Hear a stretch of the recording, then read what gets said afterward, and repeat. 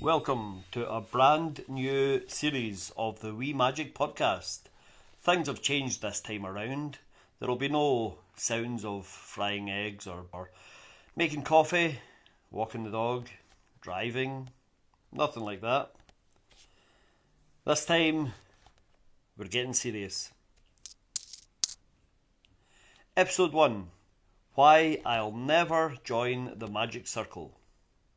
Now, before we get started, I need to say everything I say in these podcasts from this moment on is based on my opinion, my experiences. There's nothing wrong with anyone doing the opposite of what I say, or there's nothing wrong with having a different viewpoint. In fact, I welcome it. I hope you'll give me conversation. I hope you'll get in touch to say, here's why I think you're wrong, or here's why I disagree, or here's why you should do this or shouldn't do this. Please leave me a comment. You can follow us on Facebook. You can drop me an email. Otherwise, let's crack on. So I'll never join the Magic Circle based on my own experience, really.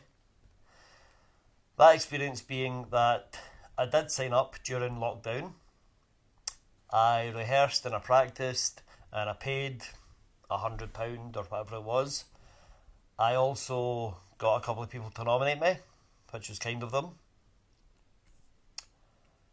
And then it came time for my audition. Now, this was an audition for being an apprentice, I think it's called. You've got access to a certain Facebook page and a website. You are not a member of the Magic Circle. You have to pass this audition before you can go and have an exam. If you've been there, if you're a member, if you've auditioned for the Magic Circle, you know all this. But it's not as simple as get in touch with the Magic Circle, arrange an audition, bang, that's you in. You need to prove that you have a bit of knowledge or a bit of ability before you can even be considered for an exam. Now, I was considered for the exam. I passed my audition. I was given access to the Facebook groups. The great thing about that was that there was a lot of files, a lot of video files I could access, previous lectures from the last few years. Brilliant, that was really good. I could chat to other people on the Facebook groups. Okay, that's fine, that's good. But already by that point I was put off because when my audition started, it was via video link over Zoom, as everything was during lockdown. And the two people came on screen, two judges, adjudicators, whatever. One, I would say, is pretty well known in the magic industry as a creator. I'm sure they're both nice guys, but the one who's not the most well known said, "Hello, welcome to your audition," or whatever he said. And I could see text at the bottom of the screen. Obviously, a message sent between those two, which wasn't for my eyes. The settings were messed up or something had happened, but the second person, the more well known to everyday magicians, had typed up a message saying, "I'm supposed to speak first," followed by about 7 exclamation marks. And straight away I thought, this is incredibly petty. This is so... Why do you care? Why is it so important that you get to speak first? Anyway, as the audition went on, they were polite, they were complimentary of the magic I performed, and then they ended the interview by calling me by the wrong name. So, yeah, not the best experience. But as I say, after that, I got access to the website, to the Facebook group, and I thought, well, this is quite good. There are some benefits already. The more I thought about it, and the more I looked into the Magic Circle and remembered things about the Magic Circle, the less excited I was to join. First of all, look at the cost versus benefit. If you live in London, or anywhere that you can get to the Magic Circle every Monday night, then it's almost certainly worth joining if you're serious about magic as a career or as a hobby. But for me, other than the online stuff, I feel like I would be missing out on a lot of things. Now, that's not as bad as it used to be. It used to be like, well, if you're missing out on things, you're missing out on everything. But now a lot of the things are put on online. Not everything though. So you're still missing out on enough to make it matter. And I'm not going to travel down from central Scotland to London every Monday. I'll be bankrupt.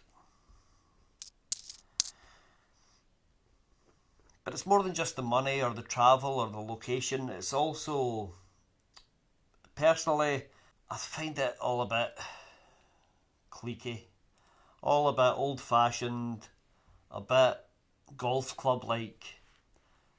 You know, they think they should be applauded for finally accepting women into the club, or for finally recognising that woman quite recently who had to disguise herself as a man to audition 20 years ago.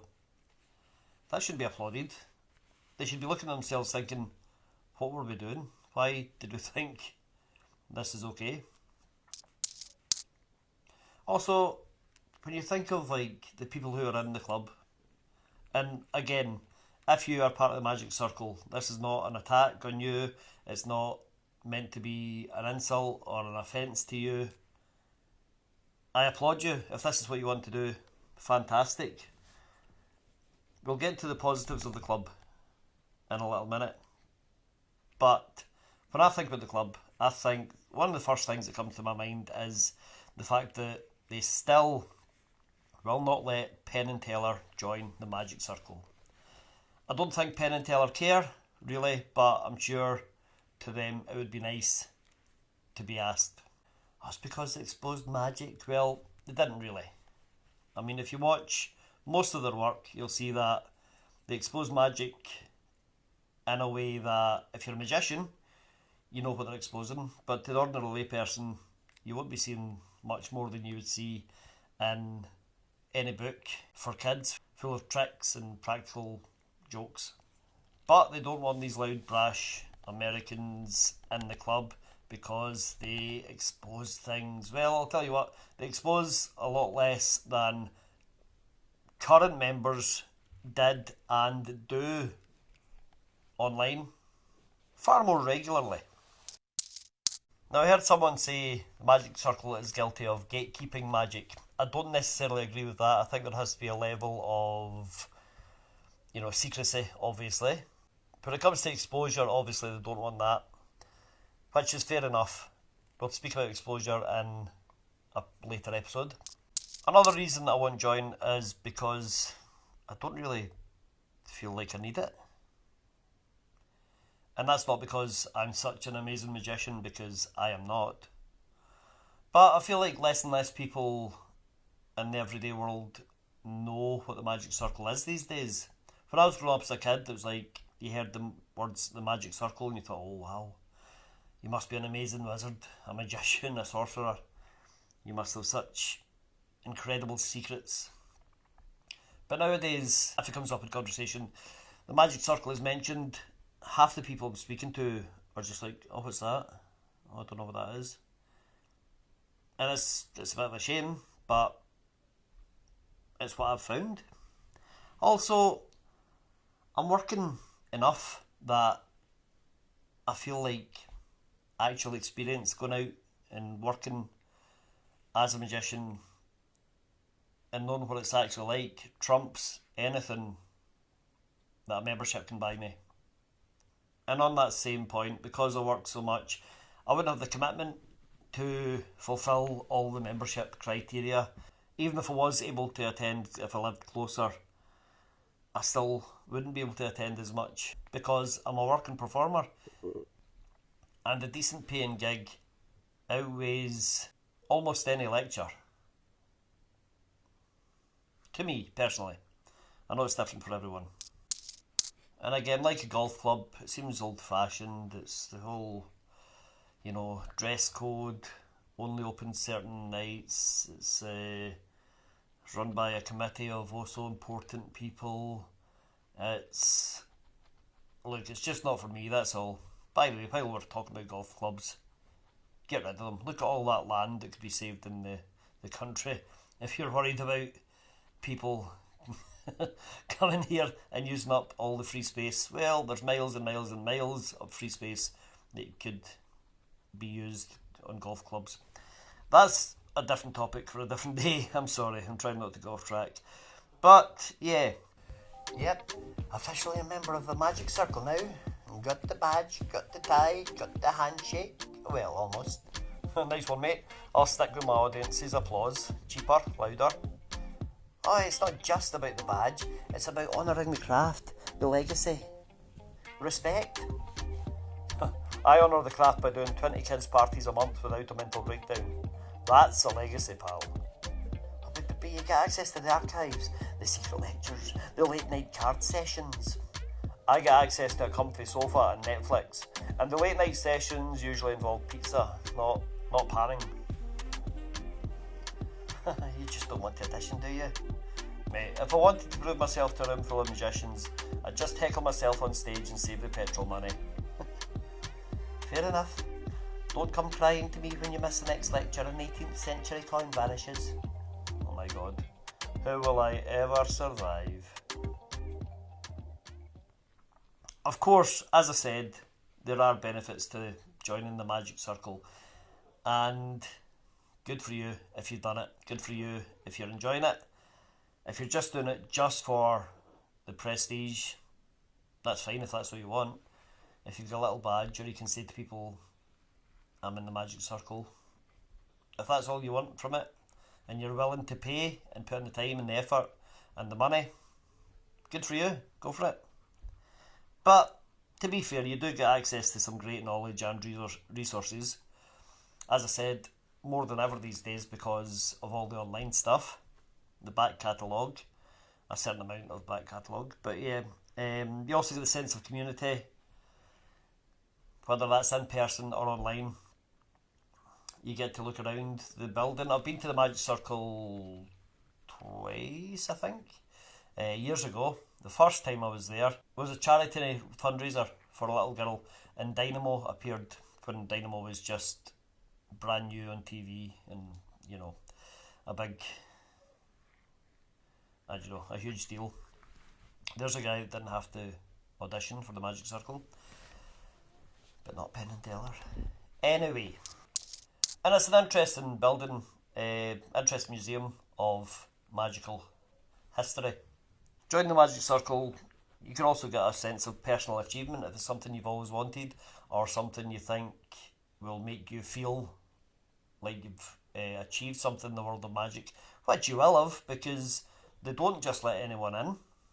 They are selective. You have to be of a decent standard to get into Magic Circle. So if you get a sense of achievement from joining, that's well earned.